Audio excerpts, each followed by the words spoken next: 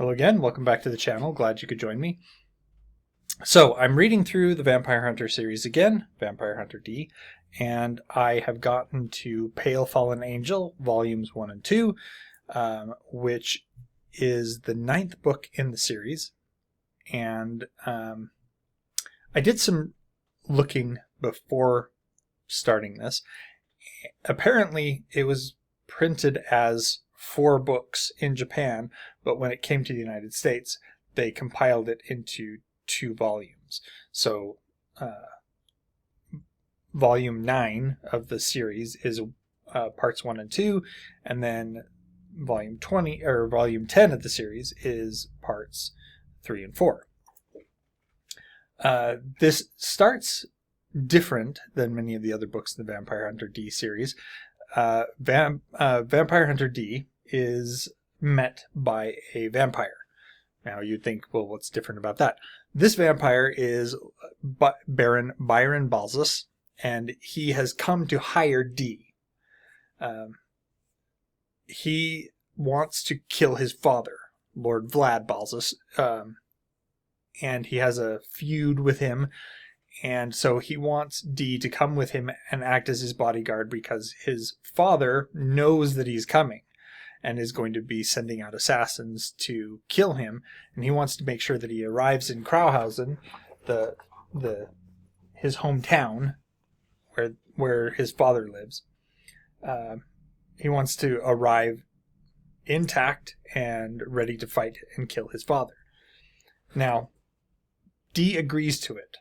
He agrees to it, 1, because a vampire is being hunted and exterminated here, and 2, he agrees with it on the condition that the Baron does not suck the blood of any humans on the journey, to which the Baron agrees.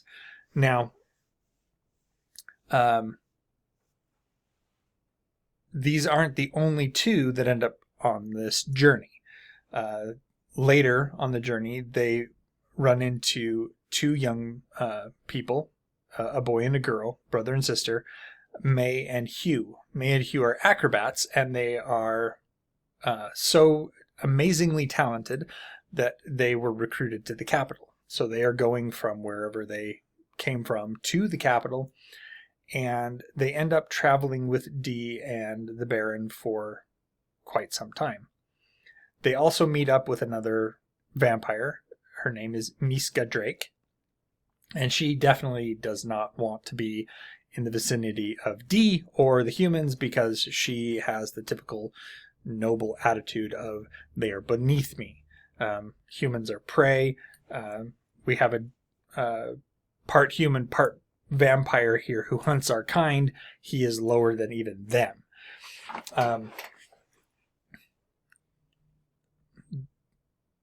D does allow the Miska to accompany them on the same condition that she refrains from feeding on any humans during the journey. Now she is also going to Krauthausen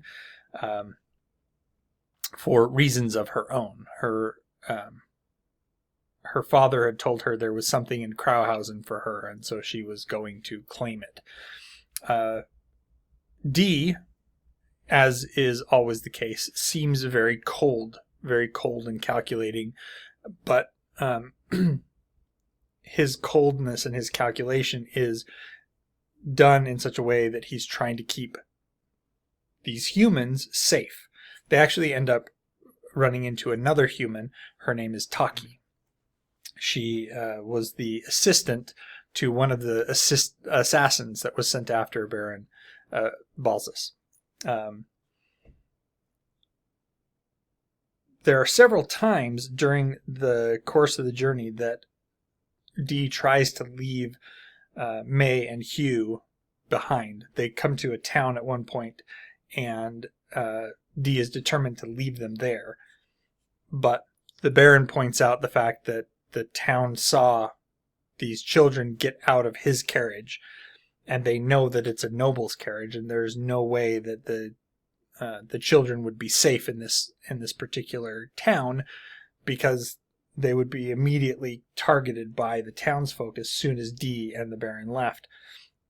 And so Dee reluctantly agrees to allow them to continue to accompany them. There are two groups of assassins that are sent out to destroy the Baron. One are the Darkwater Forces. The Darkwater Forces are synthetic human beings that were created to fight in the water. One of the weaknesses of vampires is the running water thing. So they were specially created to be able to fight in the water, which is a weakness of the vampires. Then they have the 7 assassins that Lord Vlad hires. The 7 assassins have some really interesting names. I like Crimson Stitchwort the best, but we have Crimson Stitchwort, Tunnel, Mario the Puppeteer, Hichu, Yaputz, Vince, and Lord Johann the Trail Magician. They all have their own specialties. Crimson Stitchwort, for instance, fights using plant-based attacks. He has these seeds that will go and infect the person, and then the plants start growing in them and feeding on the person. And we have Tunnel. Tunnel, true to his name, he tunnels through the earth. If I remember right, you don't actually ever see him. He just tunnels through the ground, and when he's ready to slay his opponent, he stabs his sword up through the ground. Dee defeats him by basically ramming his sword through the ground into Tunnel. The others meet their end in various ways, all at the hands of either Dee or one of the other 2 vampires.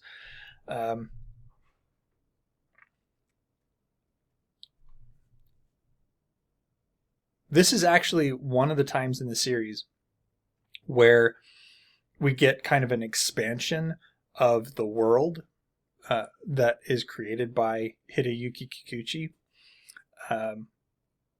There's a section of the trail that they're going down where it was an ancient battlefield between the vampires and aliens. Apparently, aliens in the past tried to invade Earth, and it was only through the efforts of the nobility and their advanced science that the aliens were driven off. So we get that expansion of the world where not only are the vampires rulers of Earth, and they are doing what they want with the planet, but we also have the fact that the vampires left Earth and started exploring the solar system, and this attracted an alien threat to Earth that was then left this battlefield with ancient, both vampire and alien technology. In fact, one of the assassins gets infected by this alien technology, and it gives him a power boost in dealing with Dee and the Baron. So this particular volume of the story, Pale Fallen Angel Parts 1 and 2, it can be separated from the other volume. I had done a previous entry in this where I reviewed both books at the same time. I felt that I had to do that because there didn't feel to be a distinction between the 2 stories, like a dividing line between them. And with this one, there was definitely a dividing line between the 2 books. And you could almost read the second one without having read the first one. There are a few things that overlap. There are a few story threads that make it across. But technically, you would be able to figure out what's going on, and you wouldn't necessarily be left too in the dark if you just read the second volume. So there was a clear distinction between the two. Again, we have the fun, light. I say light. I mean, there's a lot of death and there's a lot of destruction because we have these superpowered individuals that are fighting each other, trying to keep the Baron safe or trying to kill the Baron in the course of the journey. But there isn't so much introspection into, like, say, the human condition type of thing. This is just basically a fun adventure novel. And I enjoyed this dynamic between Dee and the Baron, where Dee is normally of the opinion that the only good vampire is a dead vampire. But this particular vampire has no animosity towards Dee. In fact, he admires Dee, which is very different from the way that Dee is perceived by both humans and vampires in the course of the series. Yes, people are attracted to his good looks, but they know that he is part vampire, and so that creates this distance.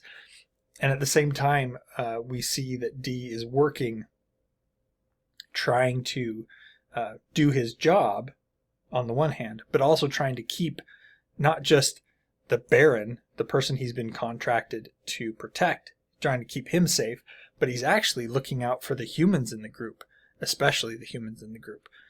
Not that he doesn't go out of his way to also make sure that Miska is safe as well, because she becomes his traveling companion. And I do like as well the conflict between the assassins that were sent out and the dark water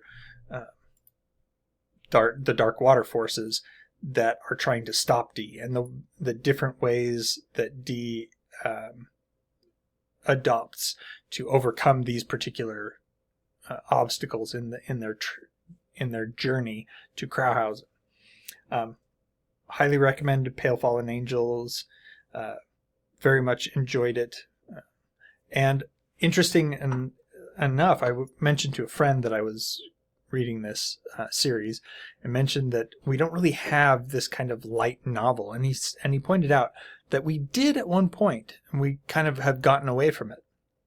This is very much like the pulp novels that used to exist, that have kind of fallen by the wayside in U.S. publishing, whereas it has definitely been adopted by Japanese publishers. So that's it for Vampire Hunter D Pale Fallen Angels Parts 1 and 2. Look forward to the review for Pale Fallen Angels Parts 3 and 4 in the next video. Until like, share, subscribe, all that other stuff, and until next time, enjoy what you're reading.